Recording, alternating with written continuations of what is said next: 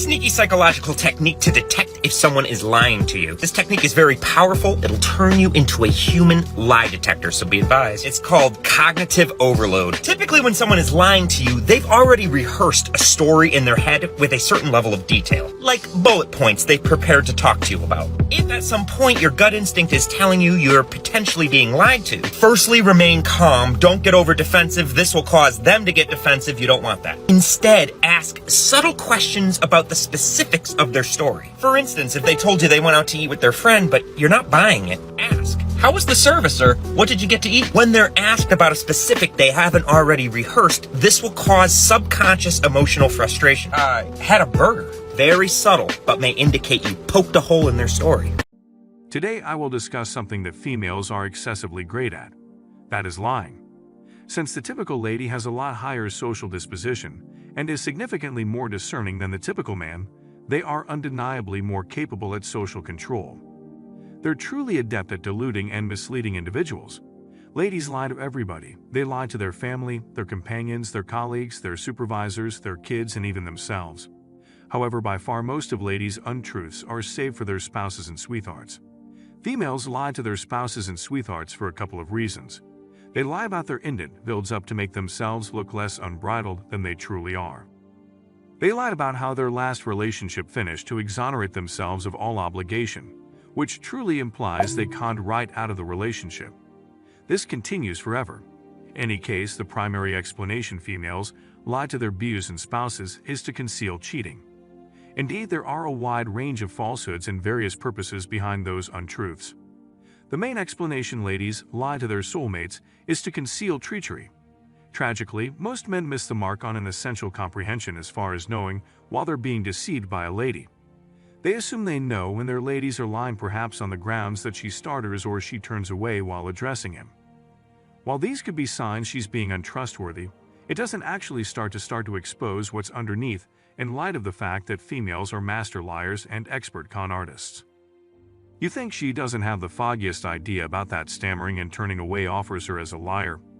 You think she doesn't do these things intentionally to make you believe she's lying. Comprehend this, men of honor. Ladies are generally 4 strides ahead. They've been lying and cheating since they sorted out that men need to lay down with them, and that begins as soon as 14 or 15 years of age. My ex is a genuine example, having had her child at 13. I met her 6 years after, yet I didn't run for the slopes when I figured out she had a 6-year-old youngster at only 19. Truly, that one was on me. Presently, a man asks himself, well, how might I get better at perceiving when a lady is being exploitative with me? How might I turn out to be more capable at spotting lies? Indeed, the main thing I'll tell you is that it requires a great deal of investment and a ton of involvement to have the option to know when a lady is deceiving you.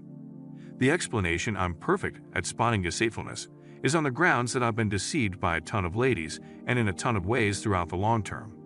Experience, as is commonly said, is the best instructor.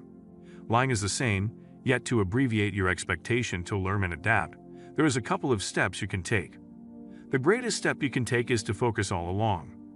What I mean by this is focus on her habits, her nonverbal communication, her voice enunciation, and her verbal cases from your absolute first association with her.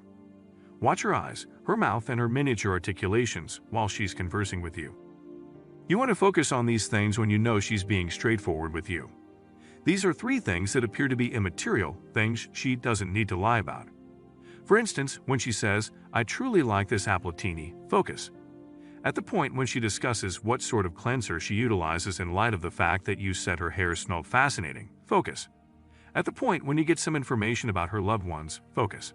The explanation, this is so significant, is on the grounds that this gives you what FBI investigative specialists call a pattern. At the point when she responds to questions that she has compelling reason need to lie about, her voice impact, her nonverbal communication, and her looks give you that significant pattern. You know what she looks like, sounds, and moves like while she's coming clean.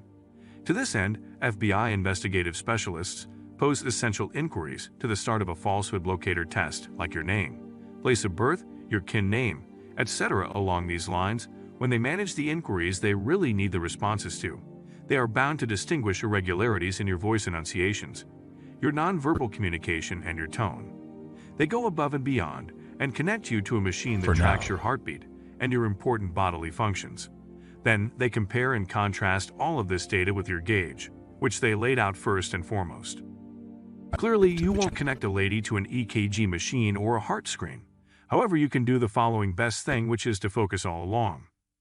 Most men today are so up to speed in the bedroom fun, and the inclination and those dopamine hits that accompanies the originality of a relationship that they rest through the initial not many weeks and miss that basic standard data that can be utilized later on when she attempts to be completely forthright with you.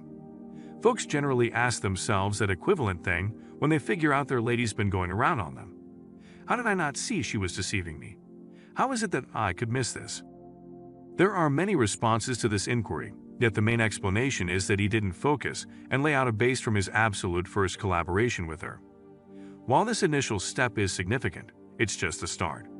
You must have the option to utilize this data later on when and assuming she at any point attempts to deceive you. There are numerous ways of getting on these things rather effectively, provided you've done what's important to set yourself up. I won't go over each and every single indication of your lady misleading you, yet I will give you 7 very tricky ways of telling your sweetheart or spouse is deceiving you, explicitly about the expected treachery, which envelops everything from her whereabouts, to who she's with, to what she's doing. Number 1. Her stories sound practiced. This is where focusing and laying out that pattern I discussed before proves to be useful. Assuming that you ask her how her day was and she expresses something like, "Work with standard. Worn out Kevin in the outreach group who drove me up the wall. Yet he got off ahead of schedule, so I didn't need to manage him any longer. I went to lunch with my friend and I had a Cobb salad. She had a chicken quesadilla with sharp cream as an afterthought and a Coke with lime in it. The traffic sucked, yet I paid attention to the young ladies, today digital recording for around 48 minutes, and presently I'm here with you." On the off chance that this is the manner in which she generally depicts her date cool, there are a few ladies out there that give you each and every detail each and every time. Be that as it may, most ladies don't give this much detail.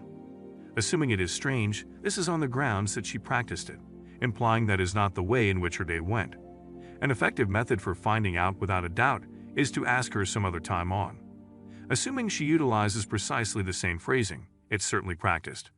In any case, assuming she gave you precisely the same subtleties, couldn't that mean she's coming clean?